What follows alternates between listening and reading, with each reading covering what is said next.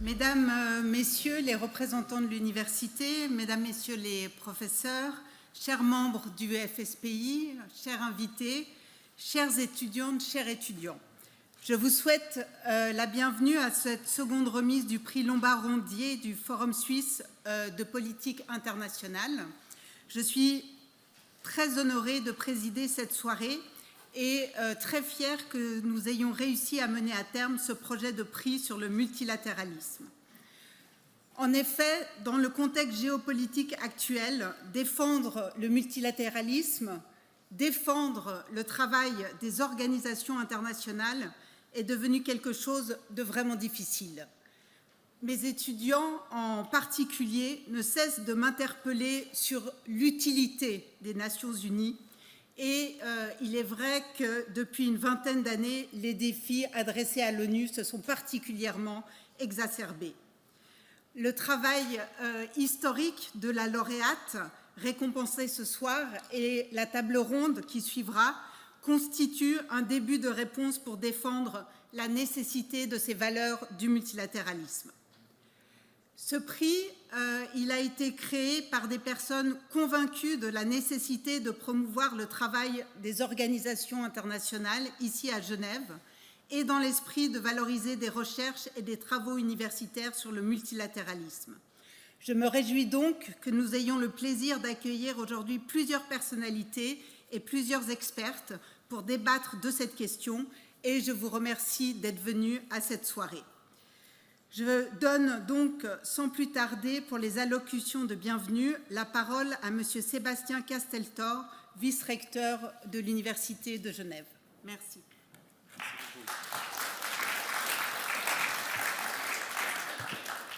Merci beaucoup. Monsieur le Président du Forum suisse de politique internationale, Madame la directrice du Global Studies Institute, Monsieur le représentant de la Fondation Lombard-Odier, Mesdames les participantes à la table ronde, chers collègues professeurs et professeurs, chers et chers membres du FSPI et leurs invités, chères étudiantes, chers étudiants, c'est la période d'examen, donc il n'y a peut-être pas grand monde ce soir qui peut venir, chère lauréate, Madame Myriam Piguet. Je me réjouis de vous accueillir ce soir au nom de l'Université de Genève pour cette soirée placée sous le signe des enjeux du multilatéralisme et de la diplomatie multilatérale. Je me réjouis d'autant plus que, par la distinction remise ce soir, ce sont deux thématiques chères à notre institution qui sont abordées, la Genève internationale et son rôle, et les questions de genre, d'inclusion et de diversité. L'Université de Genève développe depuis de nombreuses années une politique ambitieuse sur la reconnaissance, la prise en compte des enjeux d'égalité et de diversité. Ce travail se poursuit activement. Certaines étapes, clairement, doivent encore être franchies et des efforts fournis, mais des changements importants sont à l'œuvre dans notre institution et dans la société. J'ai d'ailleurs le plaisir d'accompagner dans son travail la première rectrice de l'Université de Genève, la professeure Audrey Lebas. Je me réjouis de ce que le Forum suisse de politique internationale, grâce au soutien généreux de la Fondation Lombard-Odier et en partenariat avec le GSI, ait créé ce prix dont nous célébrons cette année la deuxième édition. Ce partenariat contribue sans aucun doute au rayonnement de la Genève internationale et à la promotion d'un dialogue intergénérationnel, tout en resserrant les liens entre les milieux académiques, les organisations internationales et les représentants de la société civile. Et nous en sommes donc extrêmement reconnaissants à la Fondation Lombard-Odier et leurs partenaires institutionnels. Les études portant sur les questions de genre constituent à l'Université de Genève un haut lieu d'échange scientifique. Ces études explorent et testent le postulat que les rapports sociaux de sexe, genre, constituent une dimension centrale de nos sociétés, et c'est donc un axe de recherche incontournable pour les sciences sociales et humaines et au-delà. C'est pourquoi je suis très heureux de ce que ce thème ait fait l'objet de la thèse d'excellence de Madame Myriam Piguet et qu'elle ait été retenue comme lauréate du prix de la Fondation Lombard-Odier du Forum suisse de politique internationale et je la félicite chaleureusement encore au nom de l'Université de Genève. Je tiens à remercier vraiment très chaleureusement Monsieur Patrick Odier, président de la Fondation Building Bridges et anciennement président de la Fondation Lombard-Odier, Je remercie également le professeur Nicolas Levrat, ancien directeur du GSI, les participantes à la table ronde et mesdames et messieurs les membres du jury pour leur travail d'analyse et de sélection d'une thèse d'excellence. Je vous souhaite donc encore une fois la bienvenue à l'Université de Genève, dans ce lieu du dialogue, du débat, de la coopération locale et internationale pour cette remise de prix et la table ronde qui suivra. Et je cède maintenant la parole à Céline Carrère, directrice du Global Studies Institute de notre université. Merci beaucoup.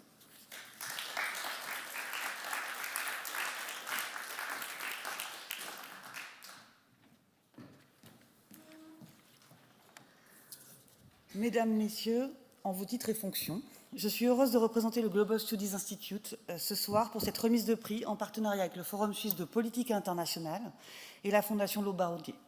De manière beaucoup plus égoïste, je suis très fière de commencer mon mandat à la direction du GSI avec un tel prix. Merci beaucoup Myriam et merci à vous tous. Ce prix a pour objectif de récompenser une thèse de doctorat soutenue dans une université suisse et dont le sujet a trait aux grands enjeux du multilatéralisme et leur implication sur la Genève internationale. Pour cette seconde édition, nous sommes ravis que ce prix soit décerné à Madame Myriam Piguet, docteur en lettres de l'Université de Genève et ancienne assistante de recherche au Global Studies Institute, pour son excellent travail de recherche à la frontière de l'histoire, des relations internationales et des études de genre. Je remercie le jury d'avoir récompensé une thèse interdisciplinaire en lien avec l'écosystème unique de la Genève internationale et sur une thématique que je me réjouis de voir mise en avant dans le débat académique, à savoir l'égalité des genres dans les carrières et conditions de travail. Cela promet une belle table ronde. Le jury était composé cette année, du côté du GSI, de 2 professeurs, Matthias Schulz, que j'ai vu, oui, historien, René Schwock, politologue, du côté du Forum suisse de politique internationale, de Grégory Licker, ancien directeur de la Fondation pour Genève, et de Pierre Allan, professeur honoraire de la Faculté des sciences de la société de l'Université de Genève et membre du comité du FSPI. Un grand merci pour votre travail, cher jury, et encore toutes mes félicitations à Myriam. Bravo à tous et je me réjouis de la suite de cette soirée. Je donne la parole à Monsieur Bertrand Louis, président du Forum suisse de politique internationale. Merci Olga, merci beaucoup.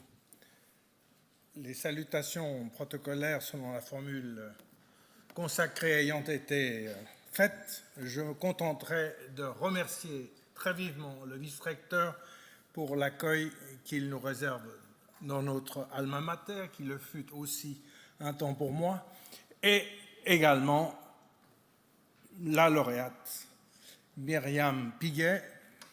Vous êtes salués collectivement et je vous remercie à tous d'être ici parmi nous.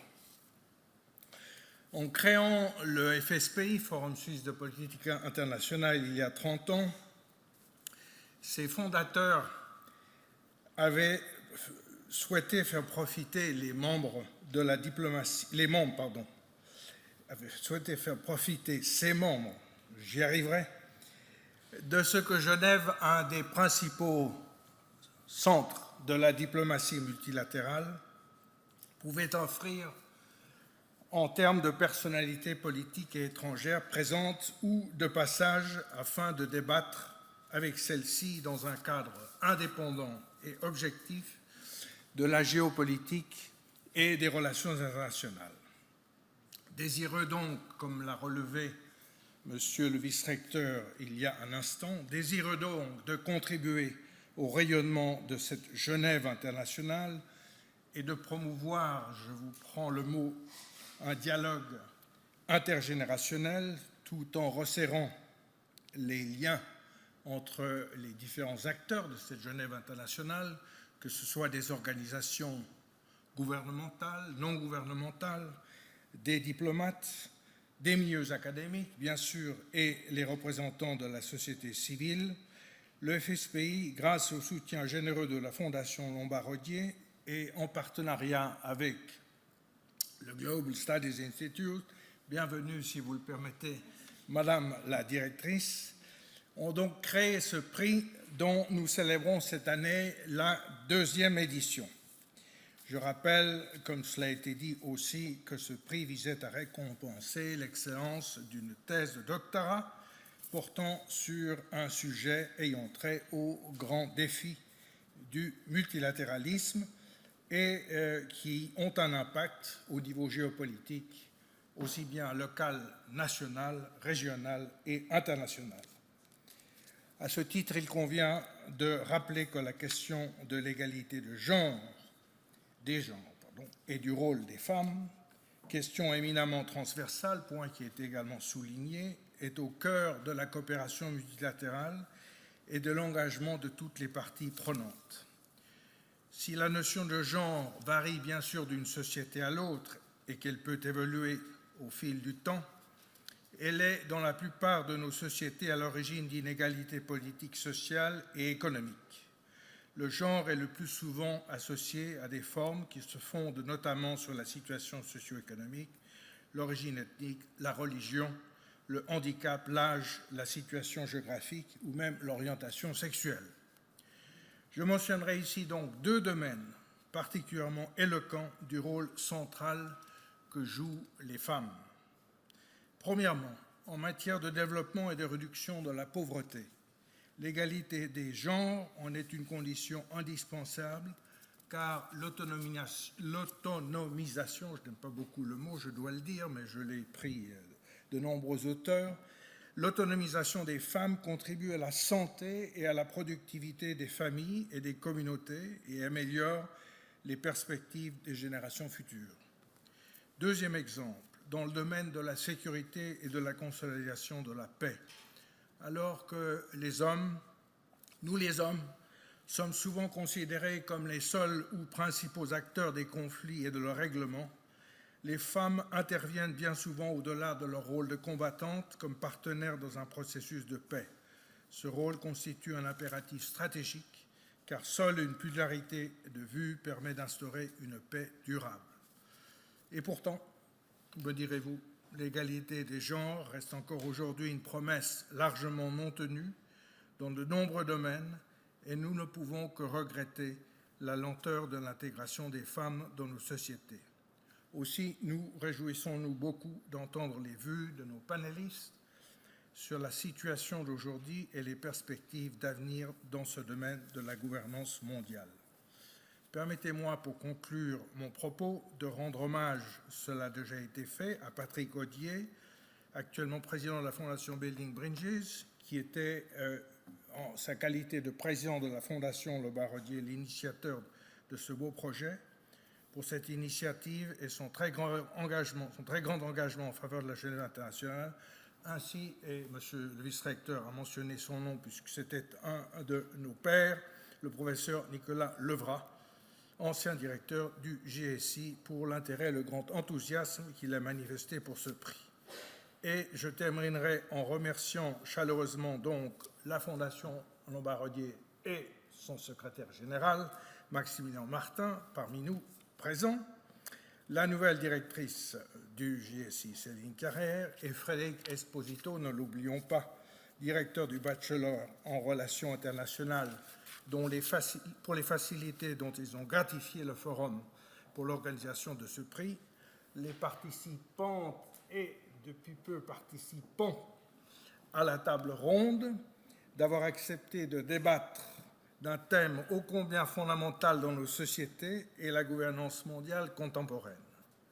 Messieurs, il n'y avait que des messieurs, vous l'aurez noté, les membres du jury, mais c'est du gender balance, si vous êtes d'accord avec cette formule, messieurs les membres du jury pour leur travail d'analyse et de sélection d'une thèse d'excellence d'une dame, et l'ancienne secrétaire générale du FSPI, Olga Hidalgo-Velber, et son successeur, Nathan Guéhière, mes collègues, qui se sont engagés sans faille pour que cette cérémonie ait lieu aujourd'hui. Finalement, et avant toute chose, notre lauréate, qui a, en plus de l'émotion de recevoir ce prix, a accepté de modérer la table ronde qui suivra, et je lui en suis extrêmement gré. Que vive ce prix encore longtemps et que le Forum suisse de politique internationale puisse, à son tour, contribuer aussi modestement à l'avenir et au rayonnement de cette Genève internationale. Merci de votre attention. À vous, Myriam.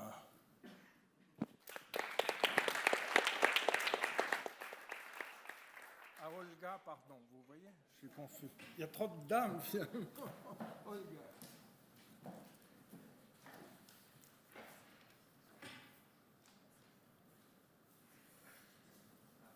Pour arriver à mener un important travail de recherche comme l'a fait Myriam Piguet, je pense que nous avons tous besoin d'au moins une personne qui puisse nous inspirer. En effet, tout génie qu'il soit, un doctorant a besoin d'un mentor qui sache alterner critique et motivation pour faire évoluer son travail. Tous les doctorants qui arrivent au bout de leur thèse savent ainsi ce qu'ils doivent à leur directeur ou leur directrice de thèse. C'est la professeure Sandrine Cotte qui a co-dirigé avec Monica Barr la thèse de Myriam Piguet, et c'est également Sandrine Cotte qui a dirigé il y a de nombreuses années la mienne. Et c'est en raison de son absence qu'aujourd'hui c'est moi-même qui ai été chargée donc de prononcer le laudatio de la lauréate du prix Lombard-Odier du Forum suisse de politique internationale 2024. Myriam Piguet a été assistante doctorante au département d'histoire de l'Université de Genève et au Global Studies Institute entre 2018 et 2023, où elle a enseigné dans le bachelor en relations internationales de l'université et où elle a organisé plusieurs événements scientifiques dont la réussite lui doivent beaucoup. Elle s'est également engagée dans la société civile genevoise et dans des projets d'histoire publique, notamment au travers du projet 100L, qui représente un important exemple de transmission historique et de service à la cité. Ce projet, dont vous avez peut-être entendu parler, a consisté à identifier des femmes remplissant les critères nécessaires pour avoir une plaque officielle à leur nom dans les rues ou dans l'espace genevois. Pour mener à bien ces activités, elle a pu mobiliser son savoir-faire de journaliste acquis précédemment et qui lui a permis de réaliser à la fois des interviews et des podcasts. La thèse de Myriam Piguet, et j'aimerais le souligner, qu'elle a réussi à achever dans les 5 ans réglementaires, et ce, en dépit des années Covid. Pour tous ceux d'entre vous qui ne sont pas historiens, pour nous, pendant de longs mois, les archives sont restées fermées, et donc j'aimerais souligner quand même ce succès. La thèse donc de Myriam Piguet, dans les délais impartis, porte sur la place et le rôle des femmes dans le système de la Société des Nations et de l'ONU. Plus largement, elle tend à réexaminer l'histoire du multilatéralisme à travers les femmes qui participèrent activement à la mise en place et contribuèrent de manière décisive au fonctionnement des organisations internationales. Le point de vue qu'a adopté Myriam Piguet est donc celui d'une histoire sociale du secrétariat de ces 2 grandes organisations intergouvernementales. Et cette thèse, elle contribue non seulement au renouvellement des approches des organisations internationales, mais elle contribue également à celle sur les femmes, la place des femmes dans les espaces internationaux. Et pour ce travail, elle a dépouillé un grand nombre de sources primaires, dont certaines n'avaient jamais été utilisées auparavant, et notamment certaines des archives administratives des Nations Unies à New York. Les apports de cette thèse à la recherche sont nombreux et, rassurez-vous, je me contenterai ici d'en signaler que quelques-uns.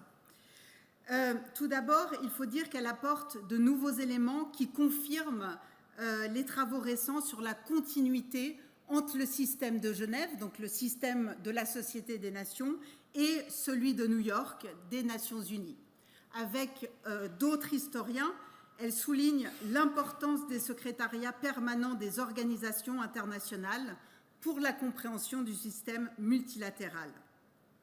À travers le prisme femmes, elle livre de nouveaux éléments sur les évolutions profondes au sein de l'ONU, et ce même à la suite du processus de décolonisation.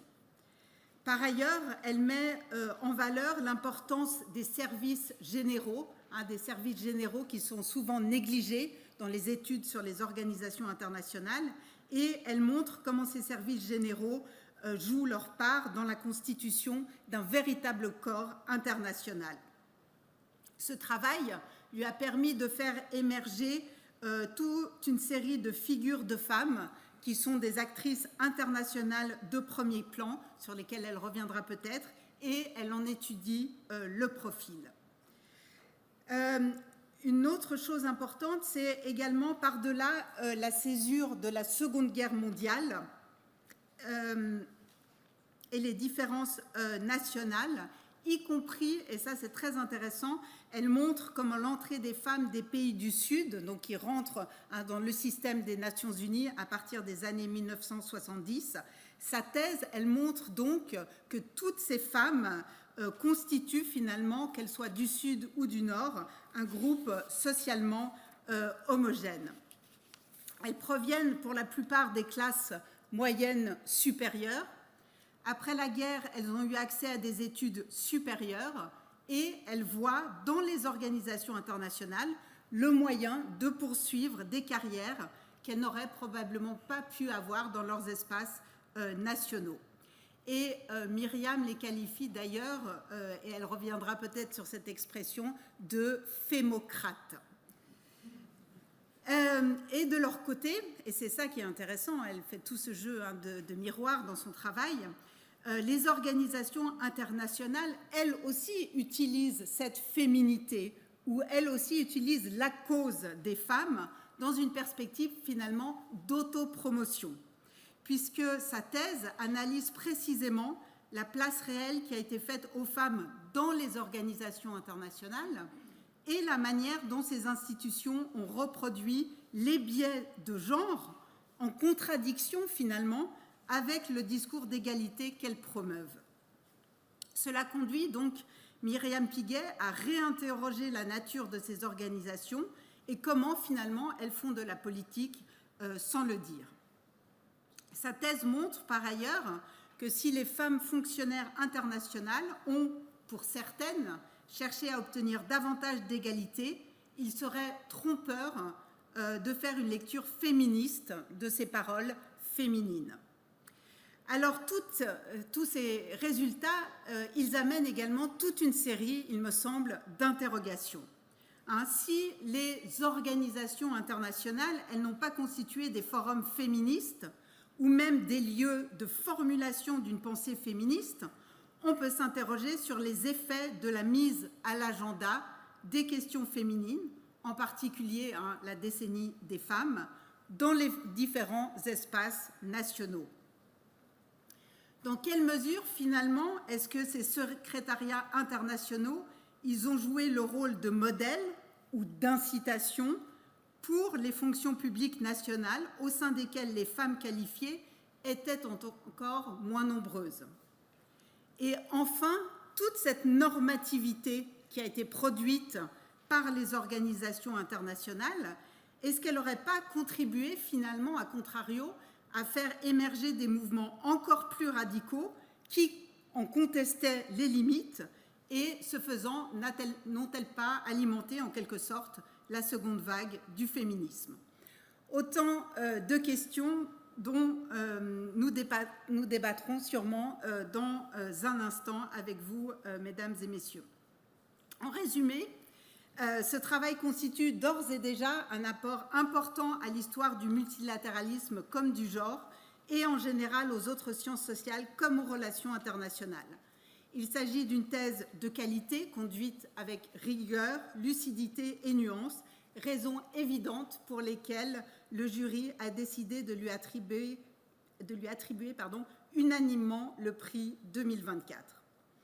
Depuis mars 2024, Myriam a rejoint le Centre interdisciplinaire pour la recherche en histoire contemporaine et digitale à l'Université du Luxembourg, où elle occupe désormais un poste de maître assistante pour les 3 prochaines années. Le fait qu'elle s'aventure du coup sur un autre champ de recherche, dont elle nous parlera peut-être, témoigne à mon sens à la fois de sa curiosité et de sa grande ouverture intellectuelle. Je me réjouis donc que Myriam Piguet reçoive aujourd'hui le prix Lombard-Odier du Forum suisse de politique internationale 2024, car elle est, à mon sens, un excellent exemple de la relève académique suisse et elle est incontestablement promise à un bel avenir dans la recherche universitaire. Merci.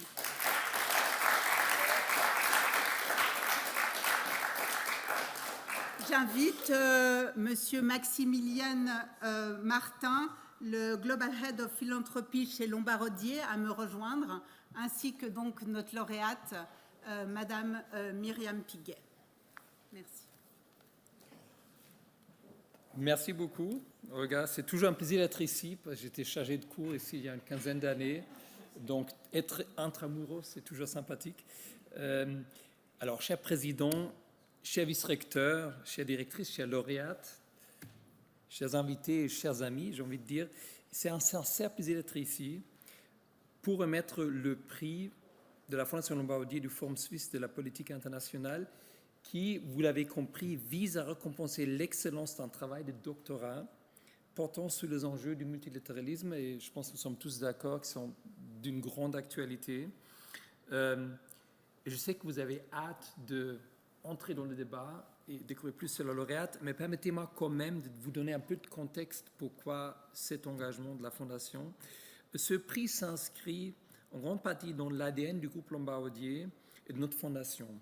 La Fondation déploie en effet de gros moyens pour créer et nouer un dialogue constant avec les différents acteurs publics et privés. Et je me permets de citer quelques exemples, plus ou moins historiques. Il y a eu un engagement historique auprès du CICR, cette structure emblématique de l'agenda international de l'esprit de Genève qui est à nouveau plus actuelle que jamais, donc l'ensemble de valeurs d'humanisme, de justice sociale, d'indépendance. La collaboration remonte à 1859 lorsque Alexandre Lombard, à l'époque, répond à l'appel de Henri Dunant et est devenu un des premiers supporters de ce qui deviendra le CICR. Un peu moins historique, mais quand même de longue date, il y a 10 ans, justement, nous avons créé une table ronde avec Swiss Foundations et le canton de Genève pour instaurer un dialogue autour des grands enjeux sociaux à Genève et, très important, la collaboration entre les différents acteurs pour apporter des solutions. Parce qu'à nouveau, ce n'est pas juste la théorie, on a aussi besoin de résoudre le problème. Et nous sommes bien sûr ravis d'être partenaires, fondateurs du Geneva Center for Philanthropy, vos collègues. En 2017, nous sommes ravis d'être associés donc à l'Université de Genève et à d'autres fondations pour soutenir ce centre innovant, contribuer à l'évolution de la philanthropie et soutenir Genève dans cet espace à niveau international qui, je pense, qui fait d'un côté partie de nos responsabilités sociales, mais aussi une grande opportunité. Et c'est dans ce contexte, je pense qu'il faut voir notre engagement avec le FSPI, dont nous sommes ravis. Et au nom de la Fondation Lombard-Odier et des membres de son conseil qui vous saluent, j'ai le privilège d'adresser nos plus sincères félicitations à vous, Myriam Piguet, pour votre travail de thèse retraçant la mise en place des principes d'égalité de genre dans le fonctionnement des organisations internationales entre 1920 et 1975, et grâce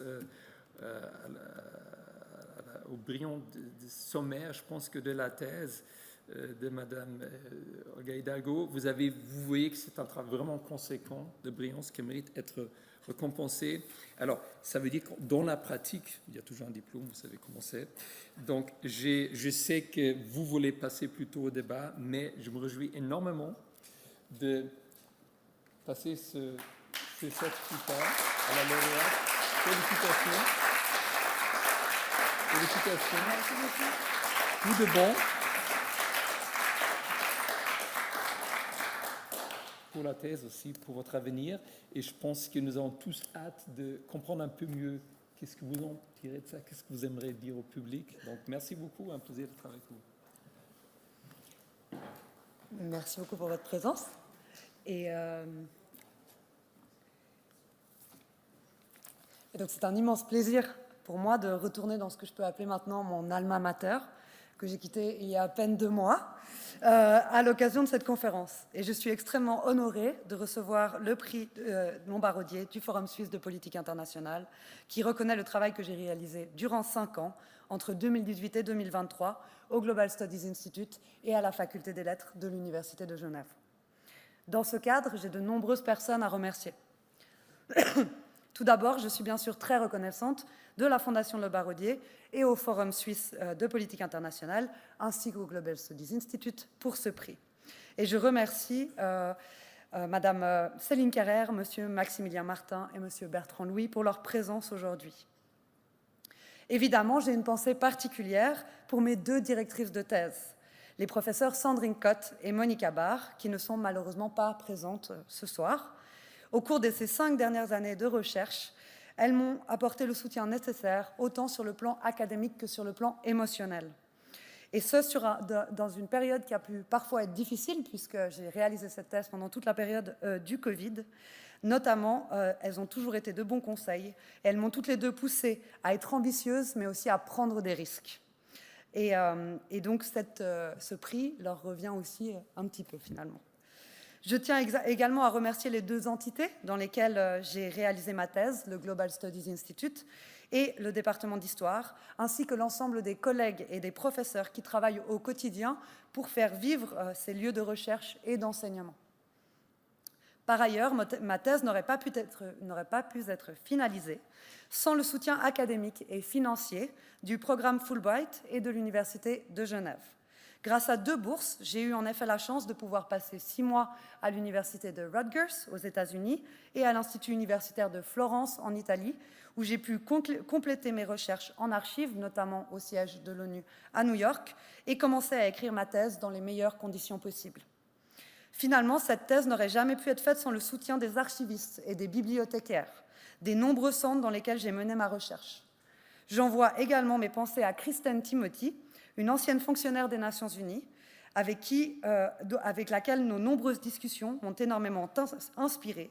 Et je suis aussi très reconnaissante des archives privées qu'elle a pu me léguer et qui m'ont beaucoup aidée pour ma thèse, et qui sont d'ailleurs maintenant disponibles aux archives des Nations Unies, puisqu'un fonds vient tout juste d'être ouvert en son nom. Et je termine maintenant cette liste de remerciements avec Olga Hidalgo-Weber et Nathan Geyer. Merci à eux pour l'organisation de cette conférence, et merci aux intervenants et aux intervenantes pour leur présence ce soir. Donc en fait, dans le cadre de cette soirée, on m'a demandé de retracer l'histoire de mon sujet de thèse plutôt que de parler profondément de mon sujet, et finalement, c'est pas si mal parce que je préfère que vous attendiez le livre. Il est vrai que les sujets de recherche ne tombent jamais au hasard, et comme d'autres, celui-ci est intrinsèquement lié à mon expérience personnelle. J'ai grandi à Genève. J'ai grandi dans le quartier de Plainpalais, juste à côté d'ici, et comme d'autres enfants du canton, j'ai pu expérimenter à la fois la Genève internationale et la Genève locale, puisque mon père a travaillé de nombreuses années au CICR et à l'Institut universitaire d'études du développement. J'ai fréquenté les écoles publiques de mon quartier, Micheli-Ducret puis l'Aubépine, avant de finir mon cursus par un bac international complété à la Mutuelle d'études secondaires, une petite école privée au centre du quartier de la Jonction. Après quoi, les expériences de mon père m'avaient donné envie de découvrir le monde. J'ai donc passé une année en Australie, où j'ai appris l'anglais, très typique pour ma génération. Puis je me suis inscrite pour mon bachelor en Belgique, à l'Université libre de Bruxelles. Déjà fascinée par les relations internationales, j'y ai choisi une mineure en histoire mondiale. À l'ULB, j'ai appris la rigueur de la recherche en histoire et à aimer les archives. C'est dans cette université engagée, dans laquelle les sciences sociales tiennent une place importante, que j'ai pu découvrir les bases du métier de l'historienne. Sous l'égide de la professeure Valérie Piette, j'ai complété cette première étape de mon parcours académique par un mémoire sur les adolescences dans la région du Congo, dans lequel l'histoire des femmes tenait déjà une place importante. Ces 3 années en Belgique ne m'avaient pourtant pas vraiment suffi, et en bon enfant des accords de Bologne, j'ai voulu profiter du système académique européen pour parfaire mon anglais et continuer à découvrir d'autres cultures universitaires. C'est donc un peu par hasard qu'en septembre 2016, je me retrouvais au Danemark, inscrite dans un master en histoire globale et internationale. Je ne savais pas encore que c'est cette décision qui me ramènerait à Genève 3 ans plus tard. En effet, quelques mois après mon arrivée au Danemark, on m'a fait savoir qu'un grand projet de recherche sur la Société des Nations et sur son secrétariat allait naître. En sachant que j'étais d'origine genevoise et que la langue est de langue maternelle française, la professeure responsable du projet, Karen Graham-Skoldager, me proposa de les rejoindre en tant qu'assistante de recherche. Très vite, j'ai constaté que le projet me fascinait sur un plan académique, mais aussi personnel. Dans mon enfance, les murs du Palais des Nations m'avaient toujours paru complètement infranchissables. Et j'étais toujours triste de ne pas pouvoir aller rendre visite aux pans qui peuplent le jardin. Je n'oublierai donc jamais ma première visite aux archives de la SDN, que j'aime à appeler affectueusement le palace des historiennes et des historiens, tant le cadre et les archivistes qui nous y reçoivent sont de grande qualité. Après cette première phase de recherche, la professeure Karen Graham-Skoldager m'a demandé sur quoi j'aimerais me spécialiser dans le cadre de ce projet, mais aussi pour mon mémoire de master. J'avais plusieurs idées, mais l'on retiendra celle que j'ai fini par choisir, sous les conseils discrets de ma prof responsable, les femmes fonctionnaires de la Société des Nations, dans son premier secrétariat, 1919-1932. À partir de là, mon chemin était tout tracé, puisque le sujet ne me lâcherait pas pour les 7 prochaines années. Pourtant, je ne me suis pas inscrite en thèse tout de suite, et j'ai même décidé de ne pas la réaliser à l'université de Aarhus, au Danemark. À la place, je suis rentrée en Belgique, et j'ai commencé à travailler comme journaliste. C'est durant cette expérience, alors que je couvrais les conseils européens à la grande époque du Brexit, que j'ai fini par être convaincue. Ce qui m'intéressait, c'était l'intérieur de ces organisations, les prises de décision, les débats entre les individus, les hiérarchies internes et la complexité des statuts, des délégués, des fonctionnaires et des personnages politiques qui peuplent les organisations internationales. 11 mois plus tard, j'étais de retour à Genève pour commencer ma thèse sous la direction de Sandrine Cotte, experte de la socio-histoire des organisations internationales. Pour moi, cette thèse est donc un manifeste pour l'étude du quotidien. Avec cette recherche, j'espère convaincre de l'importance et de l'agentivité de l'individu dans la gouvernance globale. Longtemps, les fonctionnaires et des organisations internationales sont restés dans l'ombre, délaissés par les historiennes et les historiens au profit des délégués. Mais depuis une dizaine d'années, les recherches sur les secrétariats internationaux se multiplient. Ma recherche s'inscrit dans ce renouveau historiographique. Néanmoins, le rôle des minorités reste aujourd'hui peu étudié et les approches intersectionnelles restent rares. Grâce à ma recherche sur l'intégration des femmes fonctionnaires au sein du secrétariat de la Société des Nations et de l'ONU, je n'espère donc pas seulement mettre en lumière les multiples rôles des figures féminines qui ont peuplé ces institutions, mais aussi ouvrir de nouvelles portes et convaincre de l'intérêt d'étudier les relations internationales bottom-up, comme on dit en anglais. Avec la méthode que je propose dans ma thèse, et dans ma tête aussi du coup, faite de recherche en archives, mais aussi de prosopographie, c'est-à-dire retracer et comptabiliser les biographies collectives, et qui allie histoire quantitative et une approche qualitative plus traditionnelle de l'étude des documents administratifs, je démontre, je l'espère, qu'il est possible d'identifier les invisibles et de multiplier nos points de vue en élargissant ainsi nos perspectives. Les invisibles de ma thèse, comme on pourrait les appeler, sont des femmes de tout horizon, qui ont influencé les décisions et l'agenda des 2 secrétariats. Sténographes, secrétaires, juristes, expertes, administratrices ou directrices, elles ont toutes eu une influence sur la mise en place de la gouvernance globale telle que nous la connaissons aujourd'hui. C'est notamment grâce à elles que les organisations internationales commencent à se préoccuper des questions économiques et sociales. Elles sont les héritières des ambassadrices du XIXe siècle, qui s'occupaient des questions de diplomatie culturelle, et des associations féminines qui se sont battues pour la reconnaissance du droit des femmes au niveau national et international. Bien que rarement féministes, comme Olga a pu le rappeler, elles sont aussi un peu les mères de nos luttes actuelles, puisque c'est grâce à elles, aujourd'hui, que le statut des femmes est reconnu comme un élément à part entière de l'agenda des organisations internationales. Pourtant, il reste du chemin à parcourir, et c'est donc avec un grand honneur que je me suis déplacée à Genève pour cette conférence. Aujourd'hui, je suis très heureuse d'avoir l'occasion d'engager avec un tel panel de professionnels et d'expertes pour renvoyer les questionnements de ma thèse à la situation actuelle.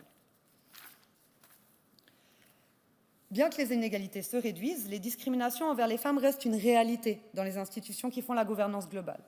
Nous aurons donc l'honneur de recevoir un panel diversifié d'expertes et d'experts pour discuter de la question, mêlant les expériences des académiques, des travailleuses des organisations internationales et des responsables de fondations. Je vais vous présenter rapidement les participants et vous pourrez monter sur scène peut-être quand je vous dis votre nom. Après, on passera à l'anglais.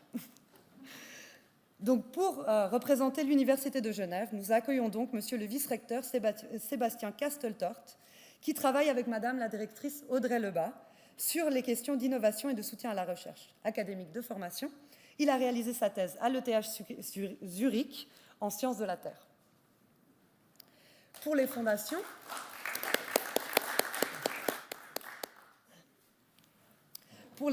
nous avons la chance d'avoir Madame Kathleen Kraft-Buschmann, la fondatrice de Women at the Table, la première organisation genevoise qui travaille pour aider les femmes à intégrer et influencer les secteurs de la gouvernance globale, et tout particulièrement dans la Genève internationale.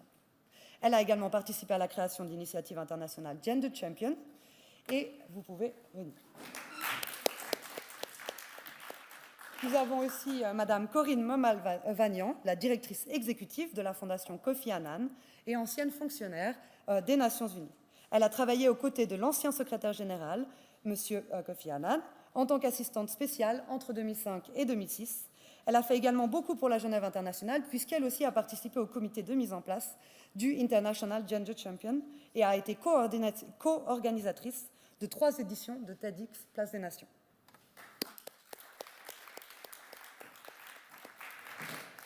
Pour représenter les organisations internationales, nous avons Madame Verena Schmidt, fonctionnaire de l'Organisation internationale du travail, où elle coordonne les questions d'égalité et de mainstreaming.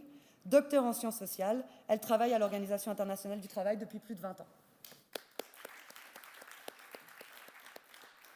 Et finalement, pour l'expertise universitaire, Madame Claire Somerville, docteur en anthropologie de l'Université de Sussex, au Global Institute depuis 2012. Elle est directrice du centre d'études de l'IHEID. Elle travaille notamment sur les interactions entre les questions de genre et les questions de santé. Elle est également Senior Fellow at the United Nations University.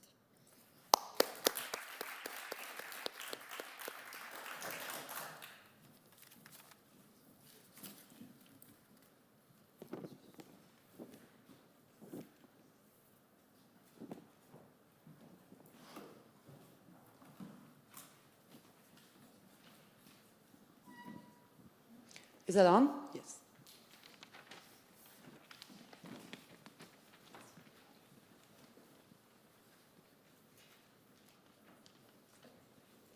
So thank you so much for being here, and I'm very excited actually to be able to talk about this, I'd say, very political topic with you.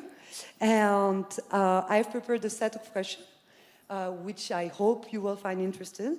And we will go on with these questions and maybe talk a little more as it comes. So the first question that I would like to ask is that the first UN target for women's representation was set only in the 1970s after the first international conference on the stature of women in Mexico in 1975. In 2023, women's representation in the UN and its organs, in professional and higher positions, stands today at 47%. The parity, which for the whole UN system is set for 2028, but was reached for the first time at the UN headquarters. Yet, disparity persists from the grade P4 and above, so on senior positions. So why do you think it is still difficult to raise the number of women in senior position in international organizations? Maybe someone would like to start? Thank you very much, and congratulations on your PhD, which is really fascinating and a really important piece of work. Thank you. I suppose it's not, the UN international organizations are not the only places that face these types of barriers. And I think we can think about this in 2 different ways. One is internally what's happening inside the organizations, but also externally, because the two interact together. And internally, I mean, your thesis beautifully traces the history of the different levels of the organization and different positions that women held. But what was particularly interesting to me is a table that you showed with the 3 different levels of people working in the organization, with women actually in the middle as typists, as you mentioned, and interpreters and so on. But actually below that, in level 3, were the elevator operators, and the cyclists and the messengers. So I think actually we can take internally the word intersectionality comes, but an intersectional perspective about the different stratifiers and the different multiple stratifiers that exist internally within a system. But of course, externally is society and all the structural barriers to the participation of women in the workforce in ways where they can excel. And in particular, I think I would emphasize the continued unpaid care work that women undertake. And some of the structural barriers, I mean, in Switzerland, we still have Wednesday afternoons where children don't go to school, which is a huge barrier to participation of people who are caretakers or looking after their children, which typically still is the mothers. So I think we can look inside and outside of the organisation and look at the ways in which the two interact. And the UN and international organisations are not alone by any means. Academia is another place where, of course, we have the similar issues.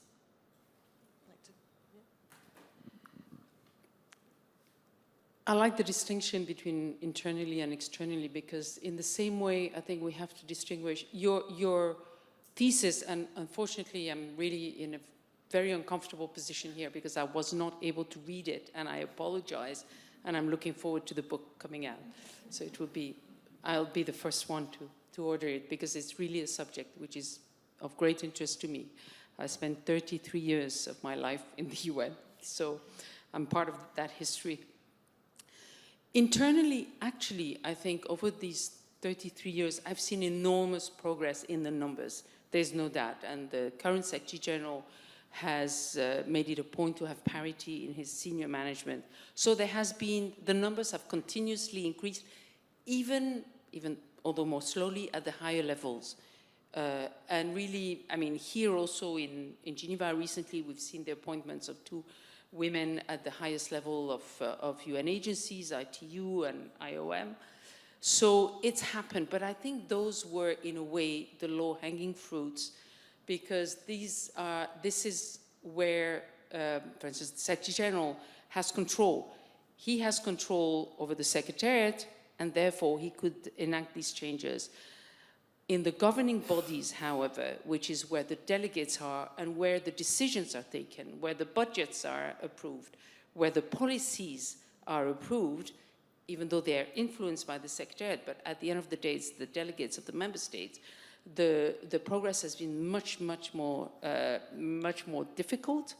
And I just want to point to a very interesting campaign, which is being led at the moment by something called Global Women Leaders' Voices.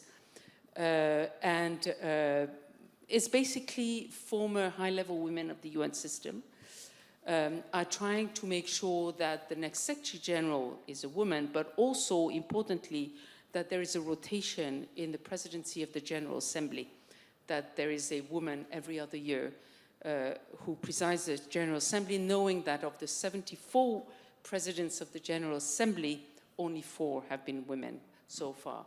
So I think this is an area where there's much more work to be done.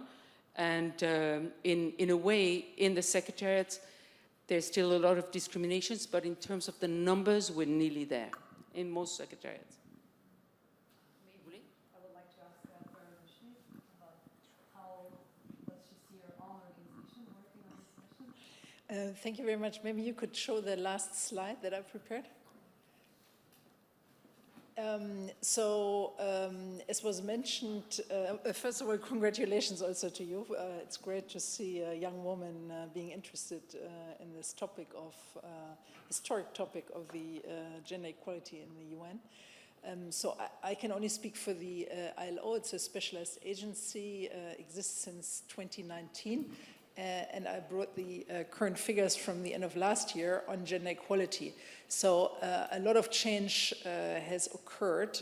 We have, in fact, the aim of the current DG is, Director General, is to achieve gender parity for P5 and higher, which is junior management and above, until the end of his mandate, which is 2027.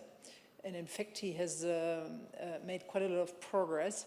We still see that there's more men than women, P5 and above. For all staff, meaning regular staff and project staff, 58%, almost 59% men versus 41% women. Regular budget looks a bit more equal, but you also have to note that there was an increase, for example, since the year before of almost 3%. And if you look on the right top corner, you see that the global management team consists of 9 women and 5 men. And I agree with Corinne, it's indeed easier in a way to change the top management through direct selection than at least the P5 recruitments, where we have a transparent and open process and everyone can apply. So I think in terms of why we have not made more progress, I think partially it takes time because in the past we had much less P1 to P5 women also. There was also a gender disparity. So of course the women have to work their way up. That's one of the reasons. Of course, there's also a lot of prejudices still and unconscious bias against women. HR also released figures that women apply much less. Women tend to be very perfectionist, and they only seem to apply when there's a perfect fit between their own profile and the job description. Whereas men tend to be apparently more bold in just going for it and using their networks to achieve. So there's not many students, but the ones who are there, please be bold and just apply and just try. So thank you very much. Are we still on the same question? Two things. And first is care work. I would like to sort of +1 to what Claire said. I think that that's a huge thing within the system. I think also what some of these great jobs are, which I want to talk about the difference between just numbers of women and actual influence and actual power. So when we're talking about like the ICRC, when you're going, or UNHCR, the people who are in charge of like the big sort of dashing James Bondy, sexy missions are very different from the people that get to stay here in mission. And those people that have those incredible missions, of course, are able to have a career propulsion. So something when we started Gender Champions, I learned all this from Corinne, right, who is such a really incredible partner in terms of building what we did with Gender Champions. And what we understood about the UN was that secretariats have a tremendous amount of control over the temperature of the room and the food that's served and actually who's on the dais. And taking that incredible actual insight from there, we started to do something called gender responsive assemblies, where we understood how you could kind of manipulate, not manipulate, but how you could direct and how you could transform who was on the dais, how you invited delegates, how you encourage this kind of diversity in one sense. And then we went from there and we built actually something that we're still working with, an app that looks at how it's not only it's the quantitative to the qualitative. So it's the numbers of women, the representation, but then it measures in these international assemblies the participation, the active participation, how much women are speaking, and then in what level of authority, that's proxies for power. Are they head of a delegation? Are they an NGO? Are they an intern? And then what are they talking about? So if they get in the room and then they get to speak, what do they speak about? Do they speak about gender? Do they speak about finance? And I think that that's sort of the last thing I want to say about this influence. It's not only having women having jobs, but actually, as we know from boards, right? It's not just being on the board, it's whether you're on the finance committee and the nominations committee as opposed to HR. So thanks. Thank you. I can perhaps comment, but my domain is really the university, okay? I just could say that I think things have progressed enormously at the university. We are still very far from being there at parity. Some departments with perhaps 10 or 15 professors have sometimes as low as 20% women in the staff, but sometimes it's much higher, can be more than 50%. On the global, we're still not at parity. At the very senior level, though, we have people like Céline, we have the Institute of Environmental Science is also Géraldine, Audrey Lebas is directrice. In the Faculty of Lettres, we have a dean who is a woman. In the Faculty of Science, we have Costanza Bonadonna. So in the very senior positions in the theology, it's also a woman. In Faculty of Science and Psychology, it's also Lucie Mottier. So we have women in the top. We don't say senior management at the university, but it's top senior managers in charge of big institutions by themselves. So I think they play a role of a role model. I don't know how relevant it is for the institution, but I think it is. Although I see that the professors who are women in our staffs, they are. I'm not sure how good they play the role model, because they are often very, very busy. And I don't know if there is an attractivity issue with this, if these roles really attract many young women, but I think we can only go this way. There's no other way. Thank you very much for all these answers. I will ask a follow-up question to you all. Do you think, and you were kind of hinting on this, do you think that it could be a discrepancy still today in the positions women are hired in, especially in senior positions, that are directed by a false perception of human nature? So maybe we still find that higher position, it would be easier, as you mentioned, very pressing political positions are still more difficult to reach for women, but maybe social questions, this is something I show in my thesis, and that social and economic questions, welfare questions are prioritized for women directorships, whereas all the, let's say, real politics topics of international organization are much more difficult to reach for women professionals. I can answer that in terms of universities, and I think just picking up on some of your comments, there's some recent research which showed what we already suspected in universities. It's some Danish research, interviews with over 200 professors, split between men and women.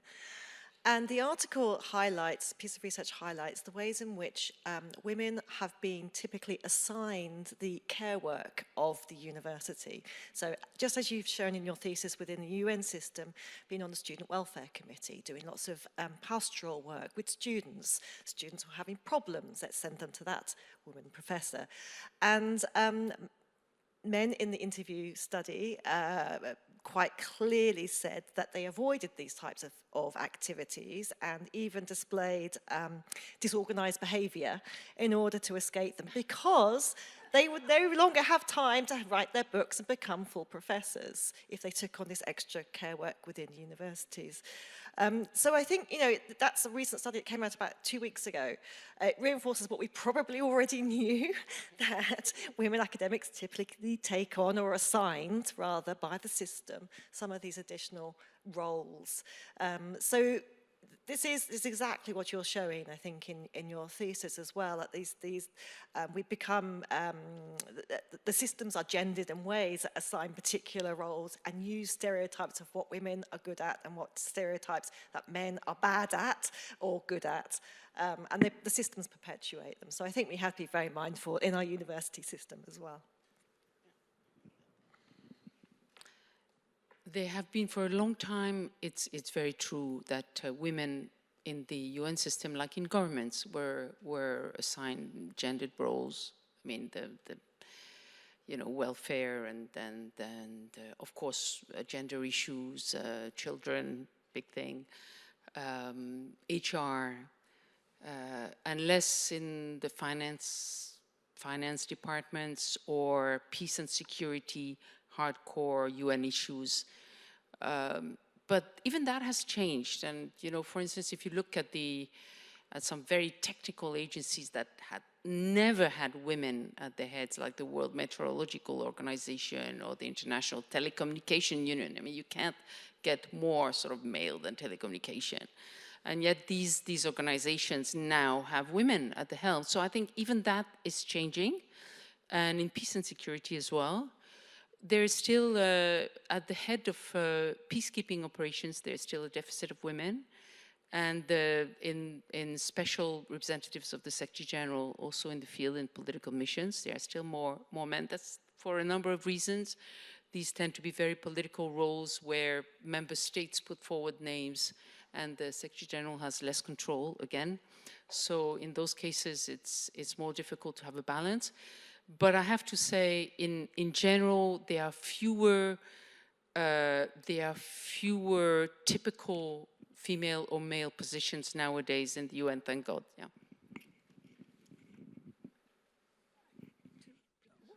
What are we actually, you're asking about why and how? Actually, how about the gendered part? So actually this morning, I was very happy. So it's slow, it's very fast, and it's very slow at the same time, I think, this movement. So this morning, I've been talking a lot since 7:45. 7:45 this morning, there was at WSIS, there was a digital ministers breakfast for people who are working and leaders in digital. And it was quite amazing who is on this panel. So first of all, it was convened by Doreen Bogdan, who is the first female Secretary General of ITU. But she had on this panel, there was a 23-year-old Minister of Digital and AI from Namibia, extraordinary woman, about a 30-year-old woman digital minister from Barbados, also extraordinary. Then regulators, everybody was under 30 except for so regulators from Slovenia and from Georgia, and then a sister who is not 30 at all, quite old, but the Director General of the Vatican, who Pope Francis had appointed, and she's in charge of all the administration, which is a very recent new thing that's changed. So there we have some big change, and if I may, there's a story that Michael Mueller used to tell, was when he first became a gender champion. The Vatican had come in and they were going to do an all-day event at the Palais. And he called them up, he said, I'm so sorry, but I've just become like the sort of co-leader of this gender champions, and we're supposed to have balanced things, and you have only men on your panels. And they're like, oh, well, so I can't let you in. And they said, no, we'll call you back in 24 hours. And they came back and they had women all in the panels. They were like, oh, we just didn't see it. Which makes sense because they were the Vatican. But there I think these things are changing in a way, and I think some of it is just really, it's the optics, and it's too slow, but it's still, there's plenty of change. Thank you. Just to add to this, the UN has a new Gender Equality Acceleration Plan, GEAP. And in fact, one of the indicators of that plan, which is still under consultation, is no more male-only or women-only panels. And it will be very interesting to what extent that will be achieved. I must say, in the ILO, we still have very traditional segregation, I think, of gender generally. It's starting to change. For example, part of my work is to organize a gender network with gender focal points and gender coordinators.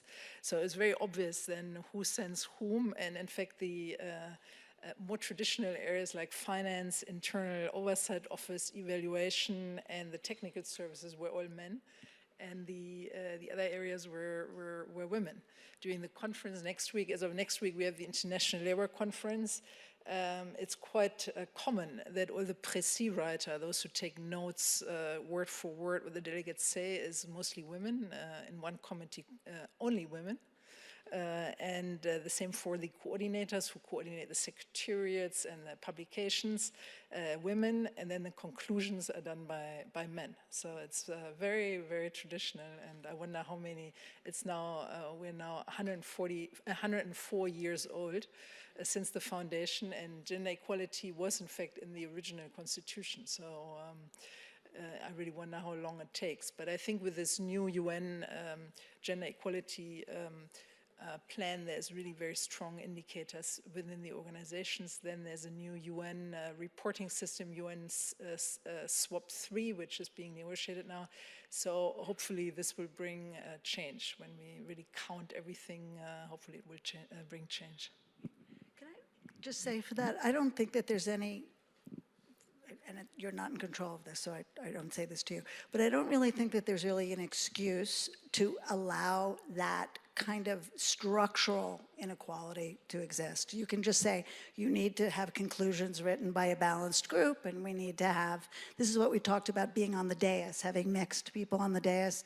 You need to have note takers be mixed, and that as the administrators, as the Director General, so I'm surprised to hear that. I can imagine it's true, but I just really think that that's the kind of structural control that a bureaucracy has that one should leverage in terms of moving things forward. Just to answer you, so your question is about human nature and how this could affect. Recently there was the interview of the new president of EPFL, Anna Fontcuberta. And so at the RTS in the morning, she was asked if she would be able to fight like the former president Martin Vetterli, if she would be able to fight those political fights, those tough fights when stakes are high. And so she said she was surprised to hear this question. So I think I don't think the journalist was. I think he was raising the issue like you did, but I think it's still present. Yeah.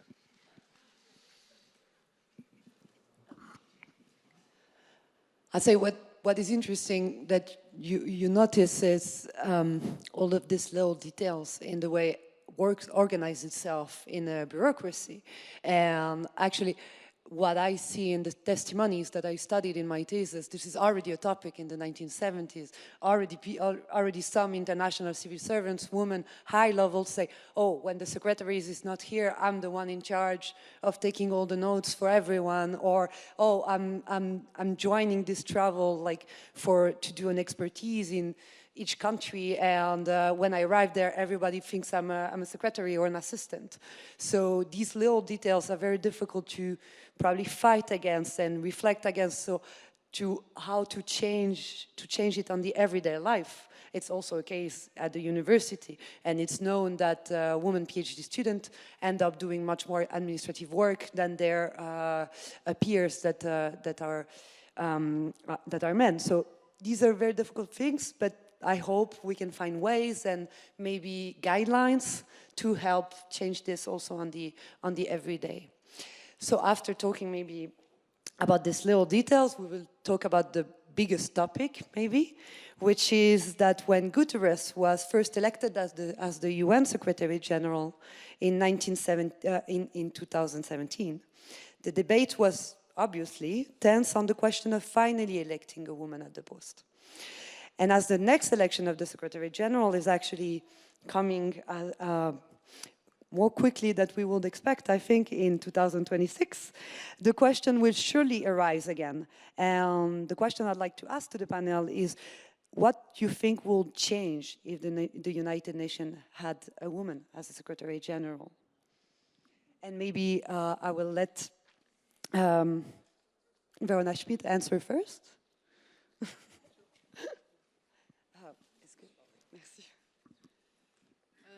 So I think the most important change would be that girls and women have a role model, that everyone can see that anyone can go to the top, not just men.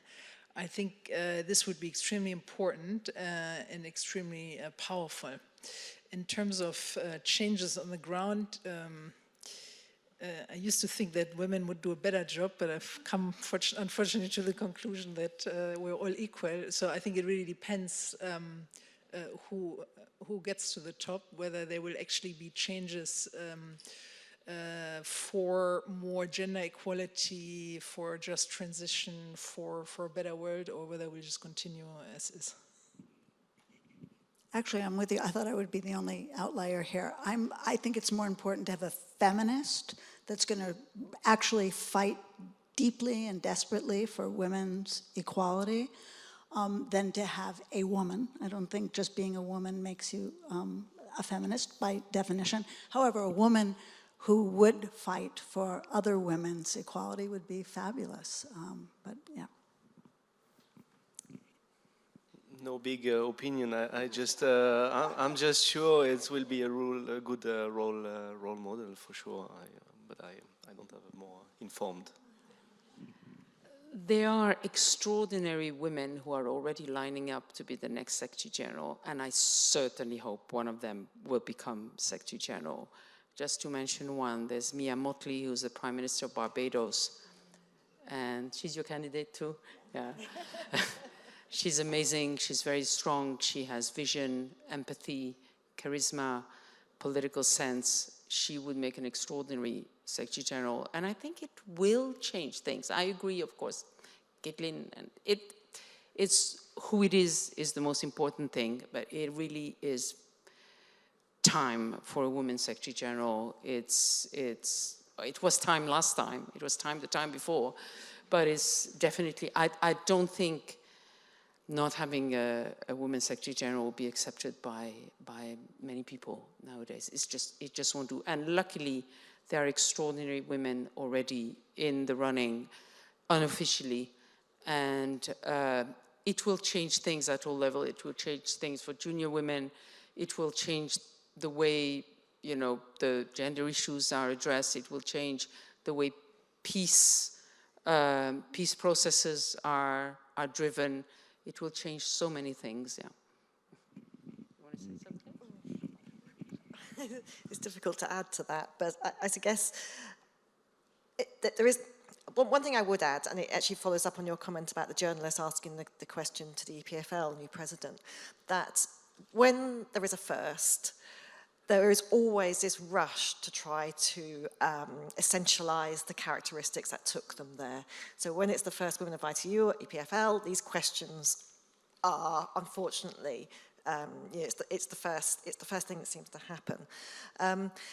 And the evidence, though, and perhaps there's not enough evidence yet because there haven't been enough women leaders, but the evidence is that there is less difference between leaders, whether they're men or women, than there are between the fact that they're men or women. So the difference between them is leaders are leaders. And the characteristics that hold them together are rather similar, and more similar than the differences between what people stereotype as women leaders and men leaders. And I think that's really important to hold on to. There's nothing particularly different in leaders. Thank you. On this, I wanted to ask a follow-up question, which is something I really also spent a lot of time wondering in my thesis, because after a couple of years studying, maybe you know, in general, when we think about the first woman that was Under Secretary General at the United Nations, it's Margaret Anseh that comes to our mind. And after maybe 2-3 years studying the UN, I discovered that actually she wasn't the first Under Secretary General of the United Nations to be a woman. And instead, it was a woman that was called Lucille Maire from Jamaica. She was actually in charge of the conference on the question of Palestine in 1983, which obviously might have been a very pressing political issue, quite challenging. And in her experience, a very good biography of her has just come out from a Jamaican scholar, so I would recommend you to read it. It's also very short. So I didn't use the sources, I used this biography. And reading it, I identify actually a process of what we call in gender studies glass cliffing. So the idea that a team will give a job to a woman because the job is so challenging, no man actually wants to take it. An example that has been often also given is the one of the last UK Prime Minister. You do whatever you want with it, but some experts have been claiming this is glass cliffing. So I was wondering, maybe the truth is also about this question of naming a woman Secretary General. The United Nations is currently facing a very difficult political moment, as many nation states, part of the Security Council or not, are currently attempting to bypass or at least undermine the United Nations and international law values. In this context, what do you think will be the risk of that instead of marking the end of gender discrimination, perhaps electing a woman as Secretary General of the UN could mark the degrading influence of the international organization in today's world order?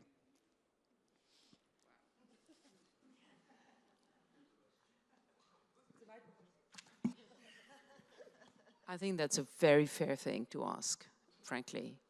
it's a very fair thing to ask because I think we are facing the most serious crisis of multilateralism that we have since probably the creation of the UN. So yes,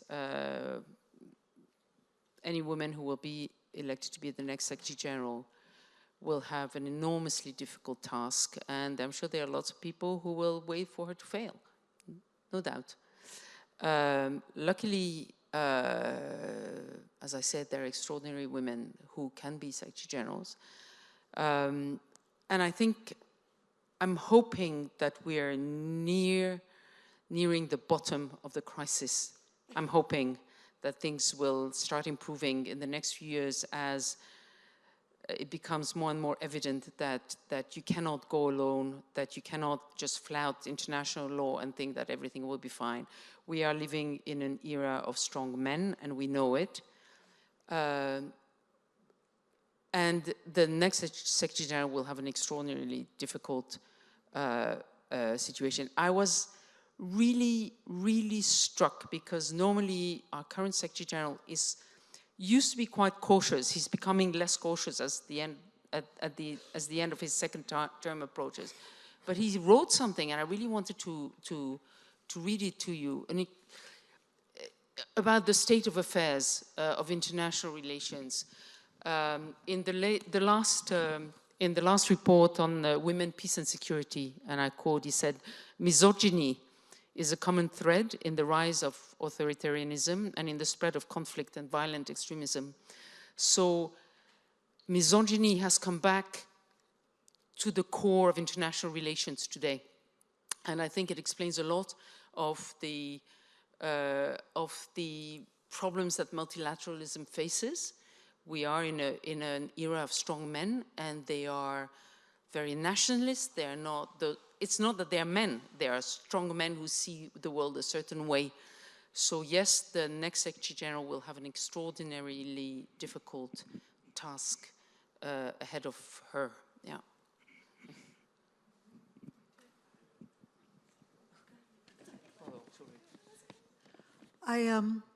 So I had a day today because there's all this stuff from WISA, so I gave 2 talks on gender, AI, and the military. And I would say there, at the core of, so we know AI is completely gender biased, and you can all come to our course or come to a talk and see why, but it's really at its core. But I think that this misogyny, just to pick up on your point, is profound to destabilize our societies. It is breaking up social cohesion. It is accelerating inequality. And it was brought up by one of my fellow panelists today that when deep fakes, which have been around since 2016 and before, they were thought to be a woman's problem because it was all just pornography and women being harassed. But now that these deep fakes are part of the electoral process, all of a sudden it's an all of society problem. And this idea of this misogyny is really at the core of, anyway, it's a canary in the coal mine, and we really need to be looking at it and dealing with it because it is, equality is essential to our keeping democracy stable, in my opinion. Yeah. Thank you. I think it's important, misogyny, but I think we also, even on a lighter level, let's say, there's much less acceptance, for example, on gender-sensitive language, on gender issues. It's often a cause for ridicule, and I think in general there's really a backlash. Also, there seems to be much less acceptance in recent years on working on topics of LGBTIQ+. And in fact, the UN and the specialized agencies are really under pressure from some member states to stop working on these issues. So a lot of the advances we are made, I think we really need women like Miriam who have an interest and who can show the data to stop this backlash and to make progress rather than going backwards. Thank you. Yes, actually picking up on this very similar issue. I think the biggest gender issue for the UN upcoming is not whether the next Secretary General is a man or a woman, but actually the co-optation of the gender agenda in trying to pull down multilateralism. And I'm writing about this at the moment. This is absolutely something that's happening. It's coordinated. You've seen it at the ILO. This week at the WHA, it is happening already. It's only Tuesday. It happened at the executive board of the WHO in January. There is a very concerted effort to use the gender agenda as a sort of Trojan horse to pull down and pull the bricks away from multilateralism. And that is a gender issue. And it's not just because gender is being used as the platform for this, but it is in all ways a systemic gendered issue. So I think that's the biggest issue. Fully agree. Would you like to add something? No. So thank you very much for all this very fascinating answer. We had other questions planned, but I think now it will be time to open the questions to the public. So maybe, should I stand up? Ah, il y a un micro, d'accord.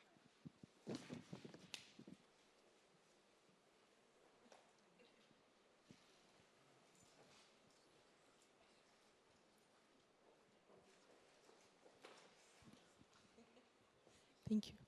Miriam, congratulations, first of all. I come from the private sector, and in the process of moving to Geneva from Zurich, financial services, and I feel like I'm in the same circle. So the issues are so similar. And for me, it's always, and I did a lot of work within the organization where I worked. And it's really, why aren't we making any difference from year to year? There's always excuses, right? And I think for me, one important issue that I feel in all the reading and all that I have, worked in, is that we forget also about the employees within the organization, because it's such a way to really empower women, empower, intersectionality. You're right, I'm from Latin America, but it's such a way to really give power to individuals because they are doing the work, right? And if we see role models, I mean, for me, it's just like, wow, what a commitment to continue. This is what the company stands for, or organization, right? So I think that's also an aspect that, I don't know if your thesis touches on that, but something that I would really love to see more of. But thank you all so much for the different points of view, and really, I do feel like I'm still in the private sector, so thank you. I think maybe it's a question. I might just answer very quickly on the principle and the concept of role model. I think at least as an historian, as a scholar, I think it can be a little bit of a dangerous model because it's very important to bring light to these individuals, but we should not idealize them.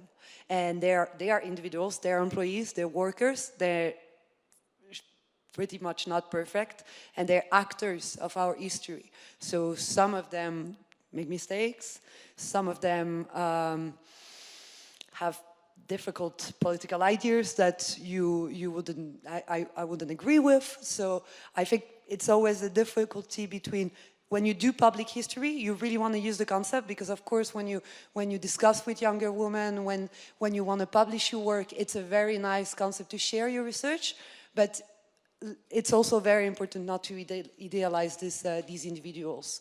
And maybe I will let you take the rest of the question. Yeah, I was going to come back to the collective and the individual. Likewise, in gender studies, we find it problematic often to think about the individuals as well, actually, let's put it the other way around. Let's think about it in a much more positive way. Your thesis very nicely highlights the ways in which international women's associations and the associations and cooperation between women was able to have impact upon what was happening within the UN system. So I think grassroots, bottom-up, as you said, collective action typically seems to have a sustainable, effective change driver, as in these types of large bureaucracies or in society in general. And if you think about women's suffrage around the world, it's constantly, it was and still is, fought by women on the street. And I think the Me Too movement is something else we talked about or discussed as sort of collective ways of thinking and pushing those agendas forward. Does that answer? I think, does that answer? Maybe we go for another question, otherwise we won't have too much time. The microphone is coming. I've been listening very carefully. I'm a retired UN civil servant. I had Can you hear? Oh. And I have had lots of luck to have the very passionate and fantastic job. But it doesn't happen all the time. But we must not forget the influence of the member states, especially the 5 member states of the Security Council. They have a very, very important role to play in the recruitment of staff, whether men or women. So this was my... Something I highlight in my thesis, the pressure between the national representation and the gender representation. And unsurprisingly, I conclude that national representation generally tends to win, and that's also why in the early years of the UN existence, you find a lot of women with nationalities that are well represented in the United Nations, but maybe not the ones that you would expect, like smaller states such as Scandinavia. Jamaica is a very well represented country also. So these small states, they use these women to kind of grab seats inside the International Secretariat. And I thought maybe we could ask what's the situation on this in another organization, like the International Labour Organization. You mean in terms of management? Yes, and the recruitment and the pressure that maybe member states can have. Okay. So we have open competitions on the P1 to P5 level. And then I think we're the only UN agency, a specialist agency, that has direct selection for all director position. And we have, it's supposed to be fair, of course, also, but there doesn't even have to be a recruitment process. It can be really direct selection. So this has been criticized by some of the member states. They want a recruitment process also for directors level. We have some influence from member states. We also have influence from our other 2 constituents, the employers and workers organizations. But at director level, it's mostly only member states. But it's also, of course, where the Director General is from, what networks he has, all of this plays a role.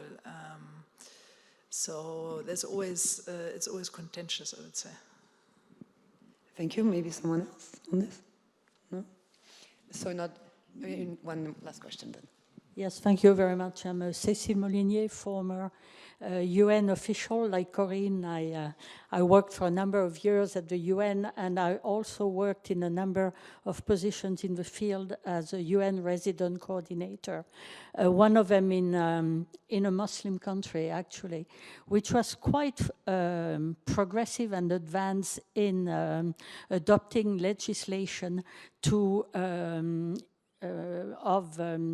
affirmative action, so to speak, having quotas for the representation of women in parliament, which was very welcome, but that does raise the issue which you alluded to, that it's not enough to have a number of women in positions where they can make decisions, but it's also very important that whatever those women try to achieve be supported and be the reflection of a collective movement.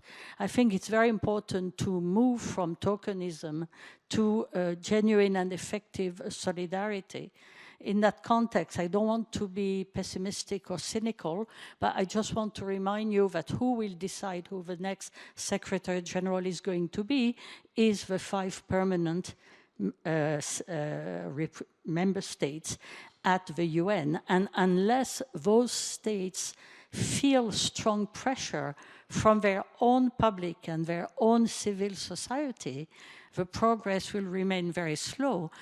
By the same token, and my last point will be, look at the Women, Peace and Security Agenda, which is one of the most interesting achievements, in a way, at the Security Council level. I'm making the point that women should not be seen just as victims of conflicts, but they are agents of change and agents of peace.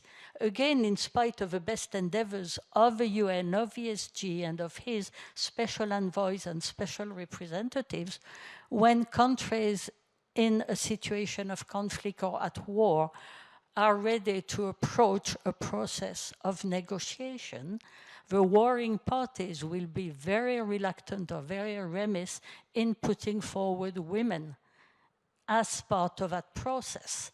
So there's still so much work that needs to be done at the level of civil societies. Mentalities have to evolve. But if I look back, of course, at my own experience and history, very significant progress has been made. But what progress has been made, I think, has almost always been due to concerted pressure at the grassroots level. And it actually started at the League of Nations in 1920. So this is a very, I'll say, old strategy for feminists to try to convince first the international level for then to trickle to the national level. I don't know if someone would like to add something on your comment. Thank you very much for the comment. It's just as also a reminder that in 1919, the peace talks, Paris Peace Talks, WILPF, the Women's International League for Peace and Freedom, sent a delegation of women. And they were a very international delegation of women. They first came to Zurich and continued on. So there is a lovely history behind this that we mustn't forget. And actually, in your thesis, you do mention this, and I think it's really important that we keep on reminding ourselves of the women who, in this, we are standing in the footsteps of and who worked at that collective level, which is so important, that civil society level.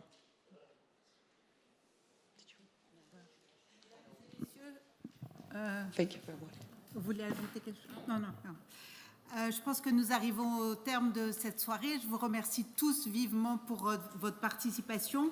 J'aimerais juste encore vous dire deux petites choses. J'aimerais demander à nos panélistes et à la lauréate ainsi qu'à nos généreux bienfaiteurs de rester pour une photo de groupe. Ça, c'est la première chose. Et puis, la deuxième chose qui vous intéressera plus, c'est que vous êtes tous, bien sûr, et toutes invités à un rafraîchissement qui se trouve, en fait, il faut remonter les escaliers et au rez-de-chaussée de ce bâtiment, un cocktail offert grâce à notre bienfaiteur, la Fondation Lombard-Odier, que j'aimerais encore vivement remercier ici ce soir. Et je vous souhaite à tous et toutes une très belle fin de soirée. Merci beaucoup.